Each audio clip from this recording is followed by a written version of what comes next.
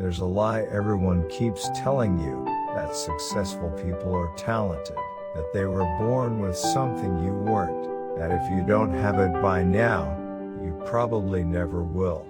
I'm here to tell you that's not just wrong. It's the most expensive lie I've ever believed. I have no special talent, none, and that's exactly why I win.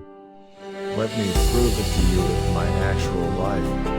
I grew up in a small house in Incheon. My parents had almost no education, no money, no financial wisdom to pass down. I was a thin, quiet kid, not clever, not naturally smart, not socially gifted. I went to a technical high school, the kind you go to when nobody expects much from you, and yet by my late 20s, I had hit financial independence. I owned a sole apartment with no help from my parents. I was running multiple businesses. People look at that and assume I was hiding some advantage, some secret talent. There is no secret, there is no talent, there is something else entirely. And once you understand what it is, you stop wishing you were born different, you start building. So let me kill the myth first. We see talent everywhere because the world only shows us the winners. We see Steve Jobs, not the other 10,000 engineers who failed quietly.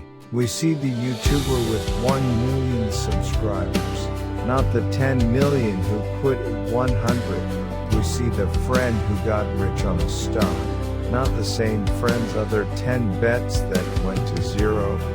This is called survivorship bias.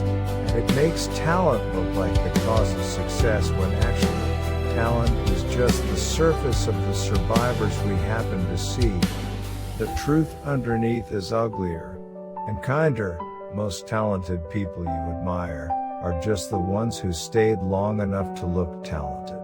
So if you've ever thought, I'm not gifted enough for this, congratulations. You just bought the lie that's keeping you out. I grew up in Korea, where this lie is especially loud. We worship the prodigy, the kid who got into the top university at 15, the trader who turned $1,000 into $1 million a year, the athlete who was born different. But walk into any room of successful adults, really successful, the ones who built something that lasted, and you'll find very few prodigies. You'll find ordinary kids who stayed in the room while the prodigies burned out, got bored, or moved on to the next shiny thing. The talented people are easier to spot. The lasting people are easier to become. Let me tell you who I actually am. When I joined the Marines, I was the skinniest guy in my unit. Not strong, not fast, not brave by default. I just refused to leave. Kept going to the field, kept getting back up, kept showing up tomorrow. By the time I left, my body had changed completely. Not because I was talented at being a soldier, because I outlasted my own weakness. Same thing in college. I wasn't the smartest student in life sciences. I just sat at the desk longer. Same thing at the pharmaceutical company. I didn't have the network or the elite degree. I just stayed when others left. The stock options that funded my financial independence, they came from staying at that company 3 years that other people walked away from. The work piled up, the shares vested. Time did what talent couldn't. I didn't outsmart anyone. I outlasted them. I remember the year my first stock options actually vested. I wasn't celebrating in a fancy restaurant. I was sitting at the same desk I'd sat at for years, watching a number appear in an account. The number didn't come from being clever. It came from showing up on Mondays when other people quietly stopped showing up, from staying through reorganizations, through difficult bosses, through years where it was easier to leave. There was no breakthrough. There was only accumulation. And accumulation is the most boring superpower in the world, which is exactly why almost nobody has it. And here's the part that took me years to accept, that was always my real edge. Not a backup plan for not being talented, the actual plan. So if I had no talent, what did I have? 3 things. None of them are special.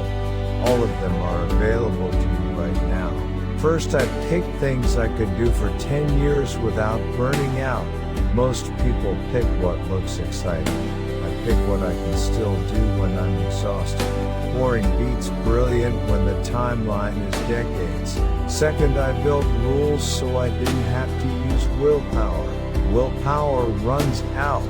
Emotion runs out. Motivation lies. Rules don't. Every morning my trading system runs without me. No emotion, no second guessing, no bad days. Because I'm not the one deciding. The rules are. Same with money. I don't decide every month whether to save. The savings happen automatically before I see the money. My willpower is taken out of the equation. Third, I stayed in the room.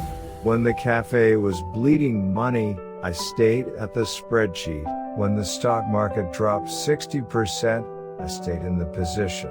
When my channel had 3 views on the first day, I stayed in the chair. It sounds like nothing. It is the entire game.